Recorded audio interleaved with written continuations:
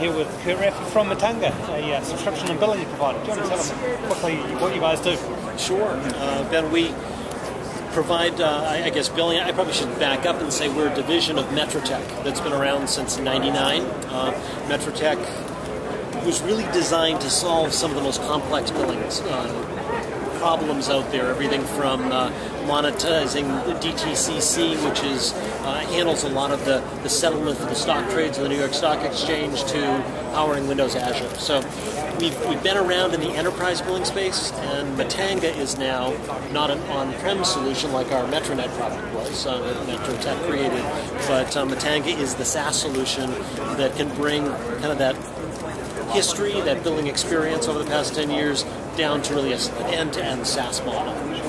And I believe you're the first billing and subscription provider on Azure? We are. We're really the first enterprise-class native billing provider on Azure. And we just launched on Azure on June 11th. Okay. So I've obviously covered the space quite a lot, and there's a bunch of different players. I take it your focus is the differentiation through Azure, through .NET, those sorts of things? Yep, absolutely.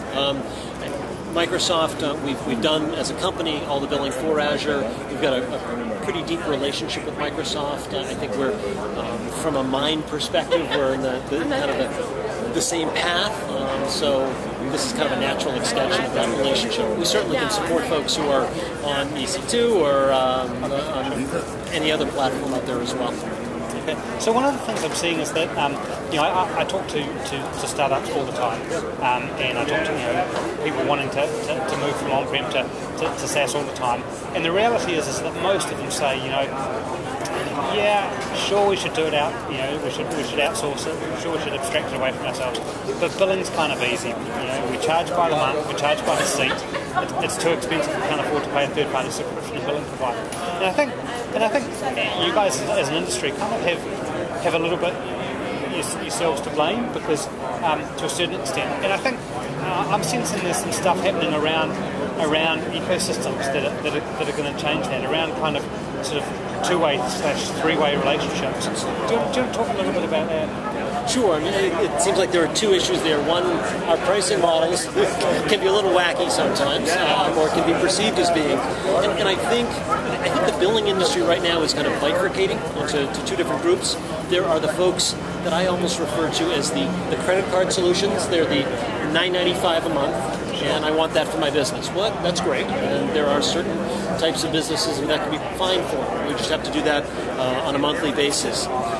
When folks require some type of deeper product logic or an algorithm behind the creation of their products, they're going to need something a little heavier. And when they actually get into building that, they go, okay, you know what, it's going to take me 100 or 200 grand of programming time to do that.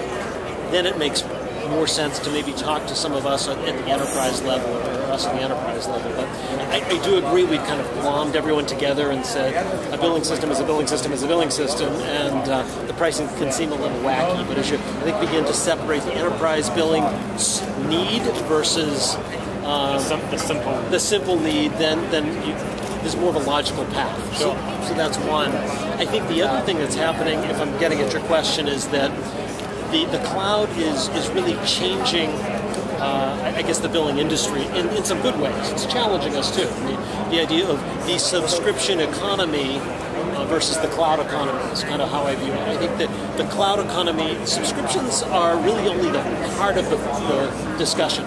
They're really the front end of something, but what's really happening today is that the cloud is driven by a customer, and it's a dynamic relationship.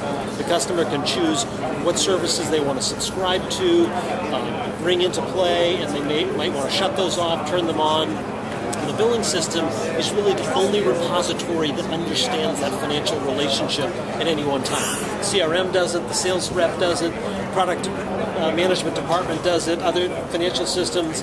So the billing system is now being called upon to do greater things, and it should, again, because it understands where that customer relationship or agreement sits at any one time. So I think you're going to see maybe us earning our money a little bit better for what we've charged as we begin to say, at least for Metanga, entitlements. I want to see us be able to control other systems. You're going to see bi-directional monetization.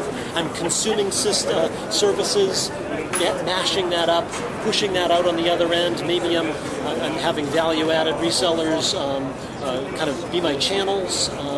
So the billing system is going to have to rationalize multiple parts of a settlement equation that should justify some of what we're charging, because that would be very difficult to build.